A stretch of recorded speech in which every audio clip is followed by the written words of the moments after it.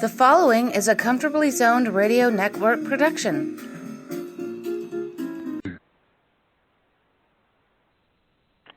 Good afternoon, everybody.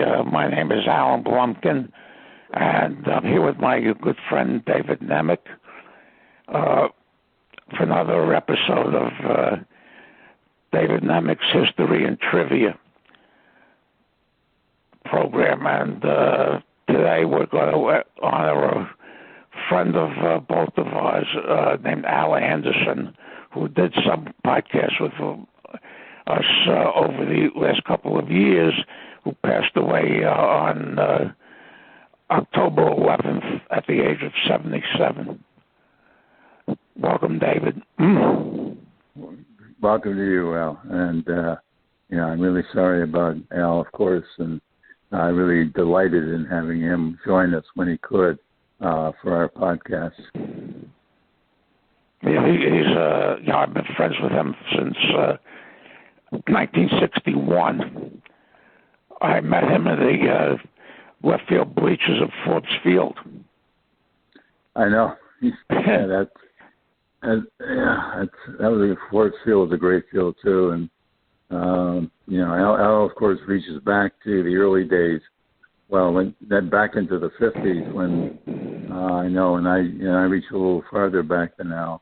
I was a couple of years older, so we had many good talks about Cleveland sports, and unfortunately today we'll be able to do it too. And there's some things we never got into when we talked. But Al and I talked with you that over the years, many memories have built up for me and realizations about the Cleveland professional sports teams in general.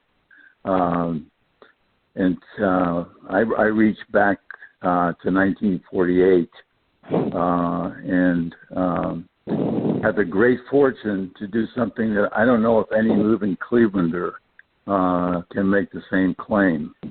I went to the very first World Series game ever played in Cleveland Municipal Stadium in 1948 against the Boston Braves, and Gene Bearden pitched a shutout. And I also went to the very last World Series game ever played in Cleveland Stadium, and that was Game 4 of the 1954 series, which resulted in a Giants 4-game sweep. And after 1954, Cleveland Municipal Stadium went on to exist through 1993 and never saw another postseason game, never was host to one. So the Indians' fortunes were really bleak during that time. But my good fortune was the two World Series game I did go to, and was compounded when I went to the 1964 NFL championship game at Cleveland Stadium when the Browns beat the Colts. It was the last time the Browns were ever NFL champion, and they've come close in the years since to going to the Super Bowl, but never quite made it. And this year's team looks pretty dodgy too, so I don't think it's going to happen in 2020. And adding to that, Cleveland at one time was a great hockey town, and in the early 50s, it looked as if it would be the next entry into the National Hockey League. All the National Hockey League had to do was find an eighth team to go in with Cleveland, and they could never settle on a team. So as a result, Cleveland never bothered to build a new arena. They were shut out of the National Hockey League. They continued to play in the American Hockey League, which in those days, because there were only 6 major league teams, was a very strong league. And I had the tremendous fortune to go to the last championship, American Hockey League championship game in Cleveland in 1964, when the Cleveland Barons won the American Hockey League championship for the last time. So those events, I don't know. I'm older now. I'm looking back and realizing that only those who went to the Cleveland Cavaliers championship game, which was held on the West Coast, could make the same claim. that they went to a championship game won by Cleveland in a major professional sports league. And I don't know if there were very many of those, and I certainly doubt if there were any who could also say they went to all the championship games I did too. That pretty much, that was, to me, it was all the games were a real thrill. And in 1964, I had no notion that I was looking at what would become a tremendously lengthy drought, particularly for the Cleveland baseball and football teams. And the hockey team, of course, never did get into the National Hockey League for a couple of years. Didn't really draw well. Was not playing in an arena of its choice, and folded very quickly. And the Cavaliers, thanks to LeBron James, have won the only championship game won by a Cleveland major professional team since 1964. And LeBron, of course, now had the good fortune this year to win it with his third different team, which I'm not sure if it sets or ties a record, but it must at least tie it. I can't imagine anybody else in the NBA having played it's a four first championship. He's the first one to do it. Yeah. Yeah. Because Will Chamberlain did not win with the Warriors. And he went to Sixers after that. And he won in 1967 with that. And then he won in 72 with the Lakers. Okay. But the thing is, which game did you mention in 1948, the first game? The very first game. That was Sane. That was a pick-off move. With Sane and Feller, right? No. The first game took place in Braves Field, and that was the game 1-0. The pickoff play at second base, where Boudreaux clearly got tagged Holmes, but there was no replay then. Oh, it was Feller. Safe. It was Feller was right. Feller was beaten 1-0. Yeah, he never won a World Series game. Yeah. No, he never won a World Series game after that. He pitched again in Game 5 in Cleveland. Cleveland won the next 3 games. They won the second game at Brave Field and the first 2 games at Cleveland Municipal Stadium. And Feller went in Game 5 and got beat, so they had to go back to Brave Field. And Bearden clinched the Game 6, won the series for them 4-2 when he came in relief of Lemon and shut the Braves down. Not without trouble. They gave him some trouble. It was a riveting 9th inning, all in all. But so those, and I clearly remember the games. I clearly remember the series game because the stadium held over 80,000, and it was filled to capacity for those World Series games. And if you didn't have a ticket in advance, a reserved seat ticket, and we didn't, my father didn't manage to get one, you had to line up starting around 4 or 5 in the morning outside Cleveland Stadium to get a bleacher seat, and we did that. We were fortunate, got into the bleachers and saw the very first game. And I was very fortunate in 1954 again to hustle up a ticket for Game 4, which turned out to be the last World Series game ever played in Cleveland. But those games, Cleveland regularly drew over 70,000 and often drew over 80,000 during those seasons. That was the prime era of Cleveland Major League Baseball. Al Anderson was a huge Indians fan. Yeah. And he went to the first game in 2016, and he paid $1,100 each for 2 tickets. Well, it was it's gone up. I know it's gone. Yeah, it was worth He was very disappointed when they took a 3-1 lead and then lost it to the Cubs, of all teams. And everybody in Cleveland was living in fear after it got to 3-1. And I remember watching Game 5 on television in Chicago. It was in Chicago, and the Cubs eked one out. And I was in the room with several other people, and all of us looked at each other. And I said, I'm really afraid that this is it. Cleveland's not going to come, not going to do it again this year. And they looked at me, and most of them agreed. And as it turned out, Game 7 was a rip-roaring game, but rain came after the ninth inning, and the field was wet, and Cleveland had to bring in Brian Shaw, and he coughed up a run in extra innings, and then Kipnis hit a shot down the right field line when the game was tied in the ninth inning, that if it had been fair, and it was only fouled by a few feet, would have been a walk-off home run to win Game 7 of the 1916 series. And that was Jason's really his last great moment in Cleveland. He fell off the table the next couple of years, and I think actually played some for the Cubs this year. Yeah, Al had season tickets in 2018, and he had renewed for 2020.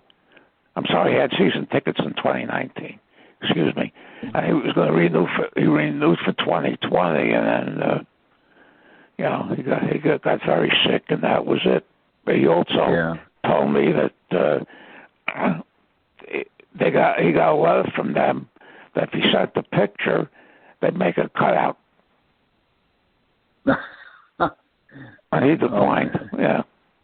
Oh, yeah. I don't blame him. I would have done the same. But Cleveland and New York are intertwined in baseball and football because for quite a while in the late 40s and early 50s, the Yankee-Cleveland Indians rivalry was tremendous. And the football Giants had one with the Browns in the 50s and early 60s. Yeah, the Giants and Browns were huge in the Giants. In 1950 when the Browns joined the NFL, they were undefeated, and the Giants came into town, and we went to the game. And Steve Owen was coaching the Giants, and I think the Browns were like at least a touchdown favorite, maybe more, because nobody thought the Giants were that strong. And they hadn't done that much in 49, I don't think. And Owen brought in something called the umbrella defense, which had never been seen before. And the Giants scored an early touchdown and missed the extra point, which is very rare even in those days to miss an extra point. And Cleveland spent the rest of the game trying to score a touchdown and instead of settling for field goals. They got down in Giants territory time after time after time, and as they were near the end zone, the umbrella defense, which was using linebackers and defensive backs interchangeably and setting out a different formation for almost every play, really got the Browns, and they just couldn't figure it out. They couldn't go deep against the defense and then get to the goal line, and then they were squeezed into short distance spaces. They couldn't get their receivers free, and they must have been inside the 10-yard line 3 or 4 times during the game. Never scored, and the game ended up 6-0.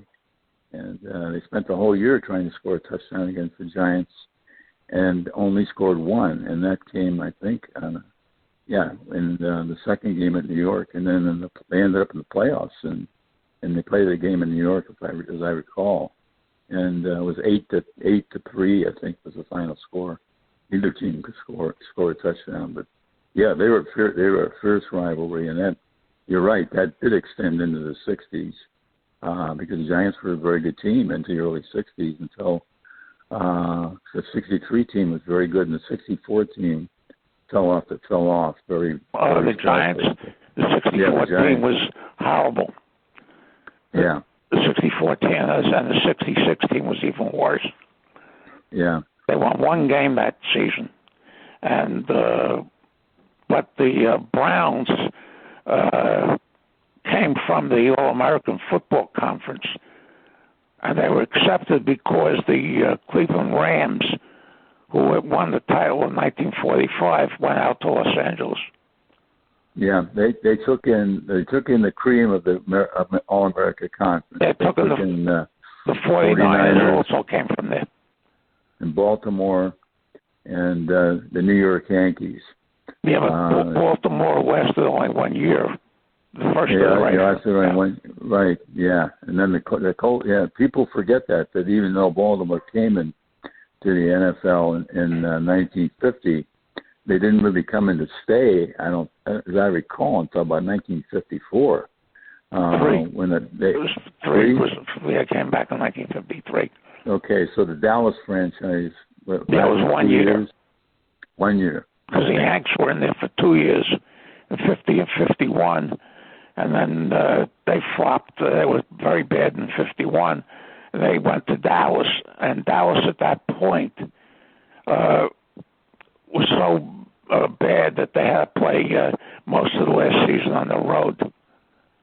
Oh yeah. And then they all bought out and moved to Baltimore. Some of the iconic Colt players from the teams in the late 50s that won a couple of championships in a row played on the Yanks. Yeah, the Yanks. They brought in a pretty good team the first year. I remember they were actually in contention for a while in '50, and they had a guy named Spec Sanders, who probably one of the greatest running backs I ever saw. I saw him in '47 at a game. I was a little too young to remember a whole lot of detail about the game, but they were using a single wing then. And wow. Sanders passed, ran, and I believe punted. And he was a real triple threat. And led the league in scoring and led the league in total yardage, led the league in rushing yardage, and carried them into the championship game for the second year in a row against the Browns. And the Browns beat them in New York, I think 14-7, or it was a very close score, as I recall. And then Sanders got hurt in '48. No longer could serve as a single wing tailback, and let alone a running back. He just couldn't do it. He didn't have the moves anymore. So he sat out 49, as I recall, and he came back in '50 with the team when it moved to the NFL, and he came back as a defensive back. And players were playing two ways in the late '40s. The substitution rules were very different then. So he had experience as a defensive back earlier with the Yankees, and in his last year in 1950, he led the NFL in interceptions, and closed out his career in fine style. He was one of the greatest players I ever saw, and very underrated and very forgotten today. Did you go to many Browns games in those first years? I went to a lot. I did. I went to in '50. I went to the Steelers and Giants. I went to the Bears game where Dub Jones scored 6 touchdowns. I went to a lot of Giants and Browns games in the '50s. I would say at least 4 or 5 when the Giants came to town, and there were always a dogfight. There was never a second team, and a lot of them were decided in kicks. The Giants missed a field goal. The Giants missed another extra point one year when they lost. So they were fiercely competitive. And then the Lions became very strong too, early in the '50s, replacing the Rams as the dominant team in the West. So the Lions, Giants, and the Browns were the dominant teams in the NFL throughout most of the '50s. Although the Colts did sneak in and won a championship, and then toward the end, the Eagles became stronger. The Colts pretty much dominated. The Colts won twice in '58 and '59. '58 was a sudden death game, and I had to listen to that on the radio because those days they were even blackout championship games from the home city. Even when they were sold out. Yeah, probably. The game was played in New York, right? Right, yeah, Yankee Stadium. Yeah. So we would have been blacked out. That was, I remember that. That would happen. That was true in Cleveland too. When Cleveland played in championship games at home. In fact, the 3 games because the Giants beat the Browns on the second game on the Pat Summerall field goal, and then they beat them 10-0 in the division playoff. Right, and that was the game when that was the one game I ever saw when Jim Brown would often look like he was beat up, couldn't get up, and then staggered to the huddle, and then he went for 80 yards on the next play. That Giants game, I remember watching on television, and Brown was, by the end of the game, truly beaten up. He could hardly move. I remember that game. Watching that game, because he's still the best running back I've ever seen. Absolutely, no question. I mean, he would break off a nothing run, and suddenly, break a couple tackles, and he was gone. And there was a playoff game with the Giants. I'm not sure what year it was, when they broke off a run early in the game, scored a touchdown, went out of nowhere within the first 2 minutes of the game. And that was all the Browns did for the entire game. The Giants shut them down after that. I'm not sure when that was there a playoff game in 58 too? Yeah, 58, yeah. 58 and 59. The Giants won that game 10-0. Yeah, okay. So so those two teams were right there for the entire 1950s, because nobody else, as I recall, qualified for a championship game. The Cardinals, the Redskins, the Steelers, the Rams. Well, nobody in the Eastern Division did. No. It was dominated entirely for the whole decade by the Giants and Browns, and that was really Cleveland's heyday.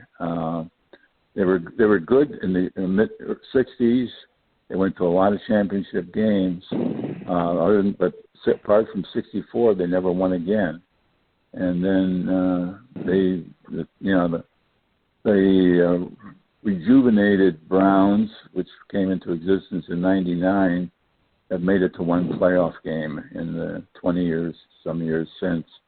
And they're not going to do it this year either, from what little I've seen and heard about. Al was, when he was younger, he was a Browns fan, and then somewhere along the line, he decided he didn't like pro football, and he loved college football. Because, generally the Browns and the Bengals were not very good. They weren't. And he became a huge Ohio State fan. Which I shared with him too. Yeah, having gone to Ohio State and seen them, so I've seen them win. When I was there, they won a national championship, and every now and then they managed to pull one out. But generally, teams from the Big Ten, but lately anyway, in the last 15, 20 years, have lost out to teams from the SEC in the long run, and the SEC has become the dominant conference, and except for Miami, which won several national championships. Occasionally Notre Dame will have a strong team, but other than that, it's been SSC has been pretty dominant. And most of the recent years, our alma mater, Pitt, hasn't done very well. No, and Ohio State used to play Pitt every year. They were on the schedule every year, and that was reached back into the 30s, or maybe early 40s. I think they would have played each other occasionally after that, but for a while they were an annual rivalry. And with him also, he was not an aficionado of professional basketball, but he followed very closely Ohio State basketball, and he followed Dayton and got upset because Dayton had its best team in years and would have been seeded going into the NCAA tournament, and of course that had to be called off because of the pandemic. Yeah. Yeah. Oh, yeah.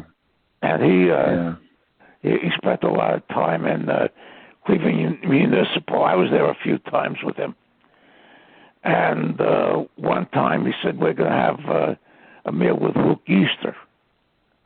Because his father, so, we did. And it was very, very enlightening. Luke Easter, yeah, what a guy. I mean, he probably was about 36 or 7 when he came up with Cleveland, but I think they listed him as 28 or 9, but that wasn't even close. And black ball players cut the ears off their. Yeah. successfully. Jethro cut off 4 or 5 years. Bill Bruton all those cut guys off did that. 5 years, I think.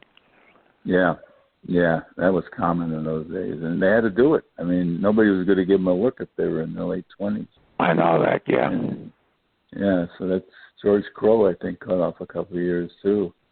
It's you don't do it you don't get away with that kind of stuff anymore. But unless I don't know, maybe the international players do. I don't know how closely they're monitored as to their true ages, and if anybody even really cares all that much, just as long as they're a good player. But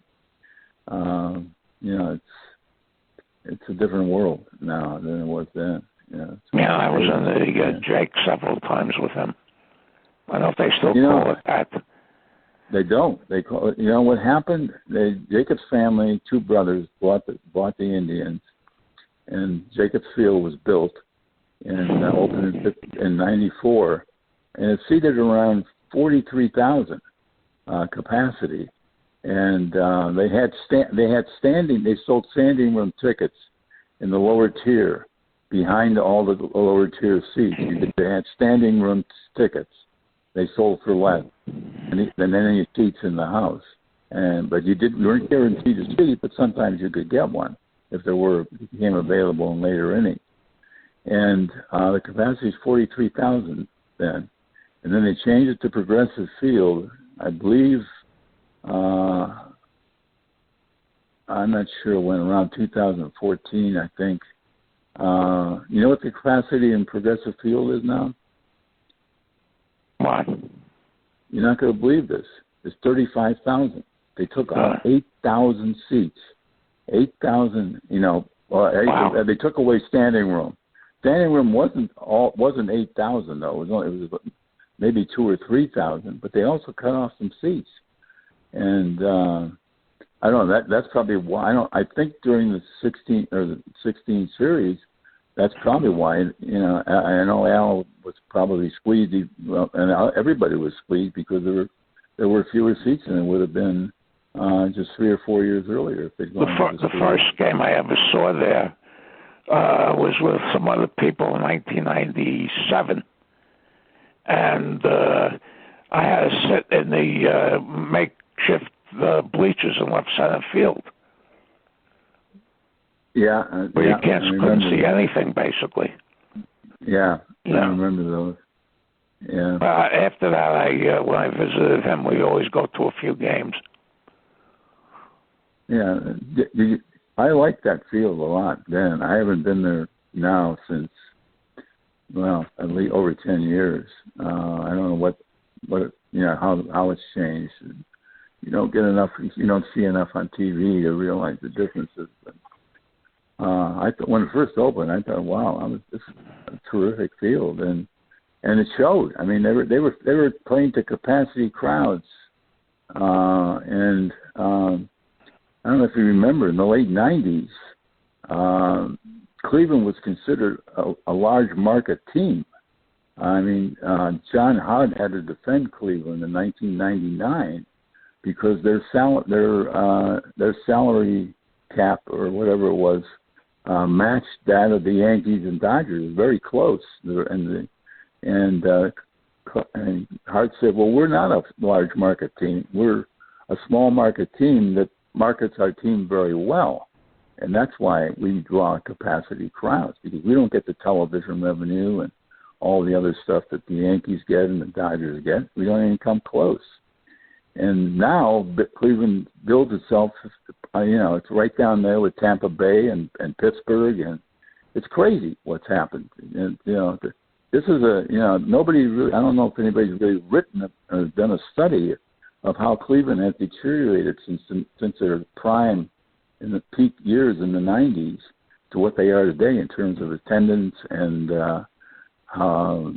payroll and so forth. But there's absolutely no justification for teams like Cleveland not being able to sign players like Lindor and or Kluber and having to trade these guys when they're still at their peak. Although in Kluber's case, he may be through because of injuries. But There's really no excuse for that, I don't think, for any of these teams. And look, Tampa Bay to me is a marvel. They're incredible, really, yeah, absolutely. Kevin Cash is a magician, and the way they cobble that team, and the general manager's name, he's a guy who built the Dodgers, isn't he? Before he came over to Tampa Bay. Well, he went from Tampa Bay to the Dodgers. Went from Tampa Bay to the Dodgers. Okay, from Tampa Bay to the Dodgers. Yeah. And who did the Dodgers, or who did Tampa Bay get in his place? Do you remember, or do you know? I really don't. No, I don't either. But whoever it was certainly had the same touch. Yeah. Because they're an incredible team. To have gotten as far as they did, the talent is there, but it's mostly young, and it's young kids, and their bullpen is stocked with big arms, throw hard, and if they get into the fifth or sixth inning in a tie game, they're always going to be tough. And the other night, pulling out Charlie Morton after only 66 pitches looked like an incredible mistake. Somehow Cash pulled it off, though, and they ended up going to the series, and here they are. And the last few years, the Yankees, when they go down to Tampa Bay, it's a house of horrors for them. And they beat the Yankees 10 games this year that they played, and then they beat them in the LCS. Well, the LCS was down to the wire. I mean, they went to full 5, and either team could have won that last game. LDS, I'm sorry. Yeah. Yeah, 5 games is the LDS. And also, I think we should touch on the rivalry from, 1948 through 1959. The Stengel outmanaged Lopez a number of times. Yeah, he did. Yeah, I remember in 1952, which was the first year I followed fully. I was 9. That Lopez said in the last month he was going to pitch Lemon, Wynn, and Garcia until their arms fell off. Yeah, and I remember they asked Casey about it, and he says, one of his great quotes, sometimes it don't always work. Yeah. Even as a kid, I felt that, when Boudreaux was fired and to come in, I thought they hired the wrong ex-major league catcher to come in. I thought they should have hired Paul Richards. And Richards instead went to the White Sox and then the Orioles, and the Houston never won, but it was always in contention. And I think he had one of the great baseball minds. And if he'd ever gotten with a team like the Yankees or the Red Sox, look out. I mean, he would have really, he did so many things that other managers picked up on later. And he forced rule changes as a result of them. He wouldn't hesitate to bring in a reliever to face one batter and put Billy Pierce or one of his other aces on third base. I remember watching one of those games on TV. Yeah. When he did that. Yeah. He forced him to change the rule. Yeah. Otherwise, previously you could do that. A few teams ever did, but Richards did. And Richards, he did all kinds of crazy things. And the only guy that really matched him in imagination, and of course got full credit for it, was Earl Weaver. Weaver did some amazing stuff when DH came in.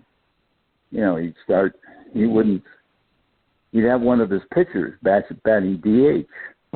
He'd start the game with the pitcher batting DH or something, and then he would pinch hit. I can't. This is before the rule. I think the rule was put in that if the DH was pinch hit for, there was DH no longer existed for a team.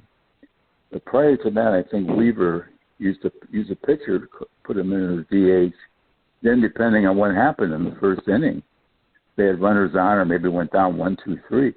He would then replace the pitcher who he designated as a DH with a regular hitter when the time came. He had all kinds of imaginative stunts, and Richards used that kind of stuff too. He'd fill his lineup with 3 pitchers, and they'd be playing. And then when they were on the road, and they'd be playing left field and second base. And then, depending on what happened in the first inning, he'd bat them high in the order, and then they would get pinch hit for in the first inning if there was a rally that looked like it was coming. And in 1950, in 1952, the Yankees at the end of August had a 2-game lead, and both teams went 19-5 in September. And the Yankees held on to the 2-game lead. They only played each other once during that stretch. I remember that. Yeah, I remember Cleveland was hot. Everybody said Cleveland was almost unstoppable in September, but of course they never played the Yankees. It was just one game, and the Yankees weren't unstoppable. The Yankees were unstoppable. And if you remember that Casey Stengel's best team in terms of its season record, the most games it won was 103. Yeah, they won 103. Finished that game behind. It came in, and they didn't win because it came in the year the Indians won. I remember there was a huge doubleheader in September, and I was a kid. I thought the Yankees had the divine right to win every year. Yeah, well, they seemed that. I was 11, and they had this doubleheader in Cleveland in September of 54, and the Indians won both games. Yeah, that was it. It was amazing. They clinched the pennant, but when 1954, the Indians won 8 games more because they split with each other with the 111 and the 22. And the big thing with the Indians is they beat the hell out of the bad teams. Yeah. And outside of the 2 of them, the White Sox were the only other team that finished over 500. Yeah, the Red Sox finished 4th with I think they only had 69, and 85. Yeah. And the Indians beat them 20 times. Yeah. I remember that. Yeah, that season. Wow. Because the American League also had Baltimore lost 100 in their first year after moving from St. Louis, and the A's in their last year in Philadelphia lost 103. They were horrible. Yeah, and I also think that if the first game of that World Series is anywhere else but the Polo Grounds, the Indians win. I agree with you. If the series had started in Cleveland instead of in New York, because they had so much pitching. Along with their big 3 of Garcia, Lemon, and Wynn, they had Feller, who won over 10 games. Art Houdeman won, and they had Hal Newhouser in the bullpen, who was still very effective there. And Don Mossy and Narleski were great rookie relievers. Their pitching was so deep that it's very hard to win more than one game of a 3-game series against them, and many teams didn't. Even if you pitched your ace, you were going to get 3 aces in a row against you usually, and if not, you were going to get a good 4th pitcher, either Houdeman or Feller, who was going to do the job. But watch it's the ball 475 feet, which any other ballpark would have been out. Yeah. And Rhodes hits that home run that went into the first row down the right field line, which was 258 feet. I know. I fortunately for me, I don't think I could have taken it. I wasn't watching it, but it wasn't. We were in school and everything.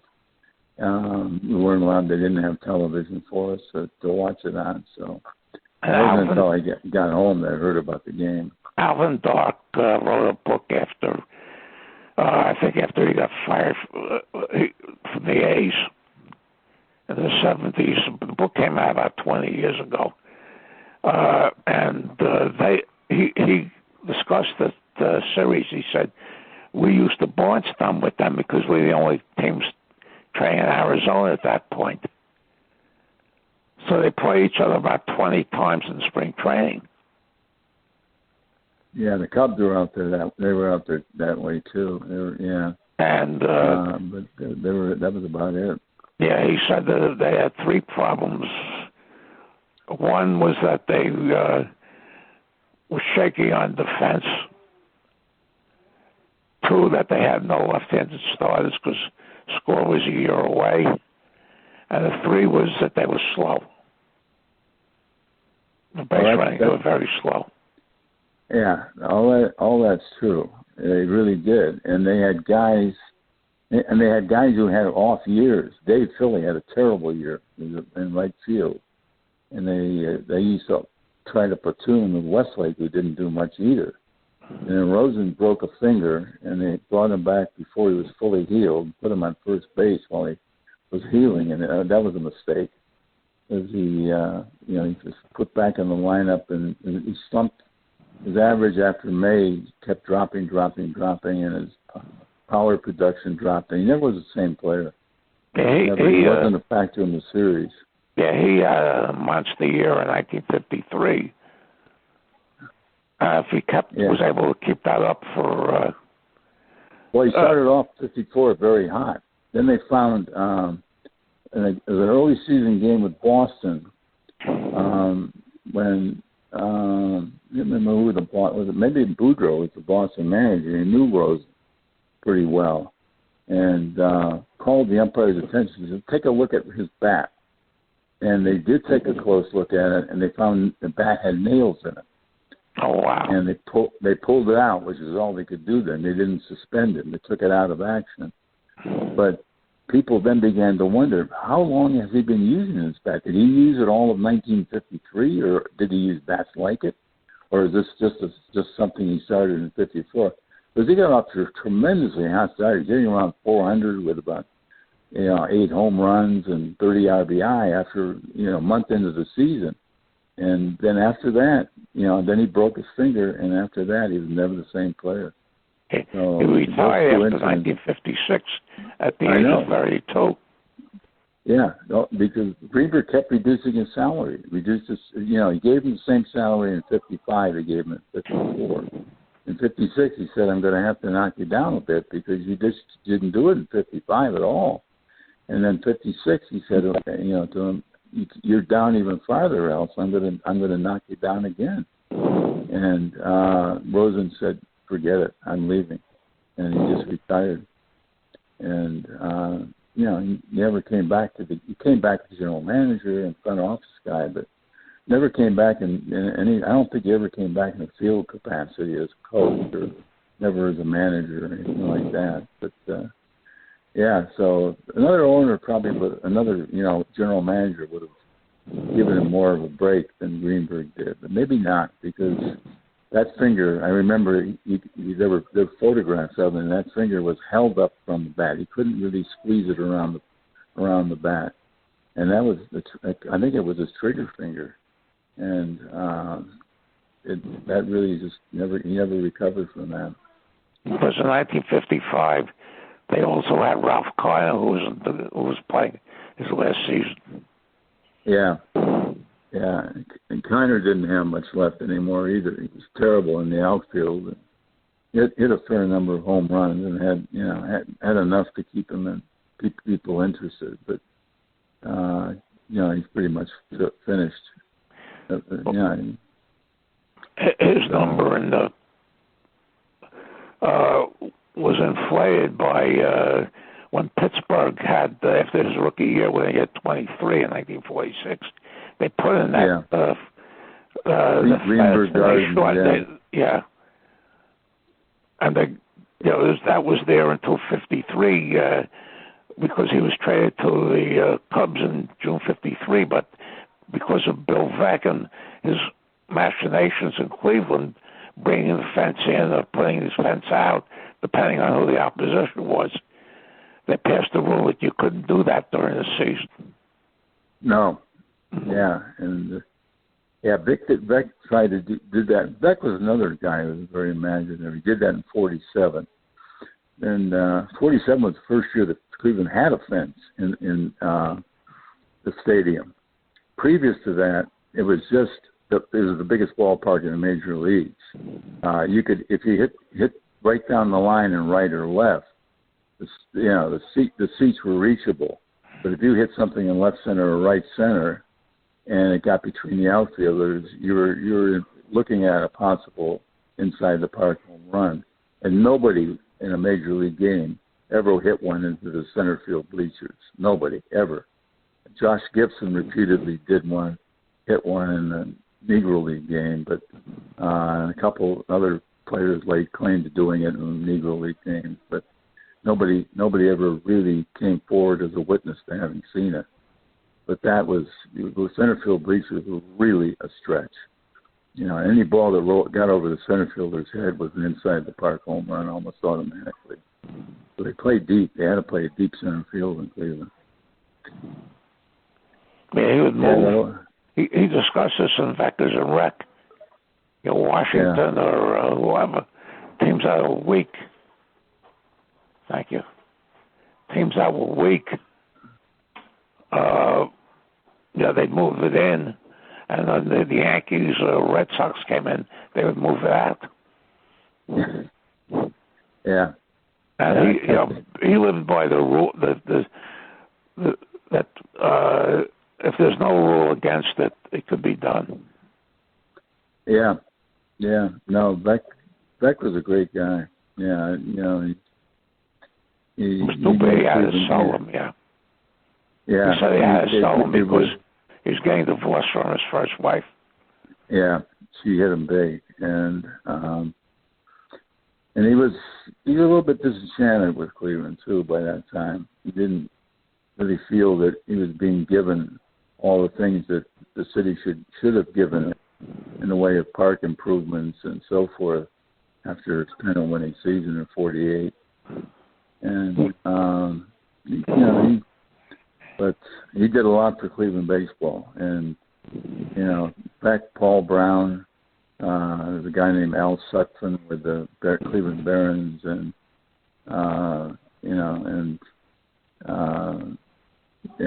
those guys were very big sports figures in Cleveland at that time, and they're forgotten today. I mean, Brown is still remembered, and Beck, of course, remembered, but Sutphen, who really ran the Barons and really built up that franchise into a hockey power. They were as good as teams in the National Hockey League in the early 50s and late 40s.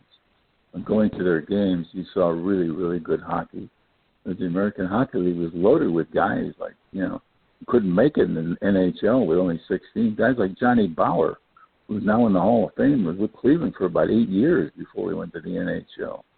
And they had a lot of players like that. Really were very strong hockey players. It was a great sports town when I was a kid, and I really enjoyed it. And I feel sadness for people who've been there ever since and never seen any of what those of us who lived through the 50s and late 40s saw. And Cleveland's a great sports town. Yeah, what was the reaction? I probably know what you're going to say. Is when the Browns, the first edition of the Browns, packed up and went to Baltimore. The reaction was they were homicidal to the point where they frightened the National Football League into never putting Art Modell in the Hall of Fame. And I don't think maybe at some point this will be forgiven and it'll be forgotten and he'll get in. But they actually issued, if you put him in the Hall of Fame, we're never going to have a team in Cleveland again.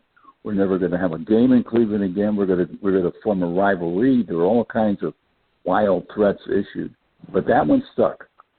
It was brutal. It was brutal what happened. Yeah, when they took that team out of Cleveland. I mean, it was wow. I didn't believe it. Because I didn't believe when the National Football League and the American Football League combined, and they took Pittsburgh, Cleveland, and Baltimore out of the National Football League and put them in the American Football League. Yeah, the thing is that I remember when that was up because when the merger happened, there were 16 in the NFL and 10 in the AFL. Yeah. So they needed 3 to go over. They spent a couple of days going through, possibilities, and then Cleveland, Pittsburgh, and Baltimore agreed to go over. Yeah, I don't know why. I don't quite know why they agreed because, Cleveland and Pittsburgh. I think Cleveland and Pittsburgh were combined. If you didn't take one, because the other wasn't going to go because they had a rivalry even then. Because Baltimore, Baltimore. I don't know why Baltimore went. Maybe they wanted to get as far away from Washington as they possibly could. Who knows? But I would go to Steelers Browns game, in usually in Pitt Stadium because they couldn't. Steelers couldn't get into Forbes Field until the Pirates were out, and Cleveland would send buses and buses of fans down to Pittsburgh to go to that game. Yeah, I think the same thing was true in Cleveland with Pittsburgh fans. Cause, I remember going to. I didn't go to that many Steelers Browns games. Probably only 2 or 3 in that period before they moved over to the AFL or the AAC. What is it called? No, it's not the. It's the American Football AFC. Yeah. Yeah. So it is okay. So. Yeah, I haven't been to a Cleveland-Pittsburgh game since they moved, but I was to several before that. And although Pittsburgh never won anything until they moved over to the AFC. Yeah, I know that. But they still grew well in Cleveland because the two cities were even though they weren't in the same league in baseball, they were always had a rivalry, and it came mostly from hockey because the Cleveland Barons, home was the Pittsburgh Hornets. They were the Pittsburgh Hornets, and they were those were always usually the two strongest teams in the American Hockey League, and that's where the rivalry really developed between the two cities. And and then eventually, of course, it carried over in football, and now somewhat in baseball. Although really, I don't know that it really exists there. Because when they play the interleague games in a normal season, they pair Cleveland with the Reds. Yeah. And the Pirates get the Tigers. Which makes no sense at all. In fact, when the Pirates played the Tigers, the first interleague series, I said, they're getting Wagner and Cobb to throw out the first ball. Yeah. Yeah, that was crazy. Yeah. Yeah. Well. All right. I think we've covered a lot. Yeah, we have. It's been fun. It's been a lot of fun to talk about this stuff. And again, I'm really glad we were able to do it in honor of Al because I know he would love to have been. We'd love to have him with us, and we had great times. Yes, this is a real tribute to Al Anderson and everything he was, and very glad we can pull this off and do it. I want to thank you. I thank you for the I really enjoyed it once again. Okay. We'll do it again soon. All right. I got pull you off key, and I got to know if I Ralph that we did it. Okay. Okay. Thanks a million. All right. Thank you, Al. Take care. Bye-bye.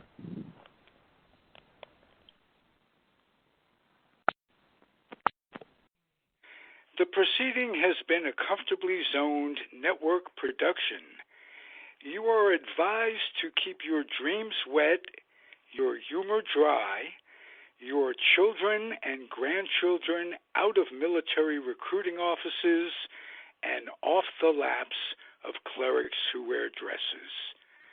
Thank you for listening, everyone. Happy trails.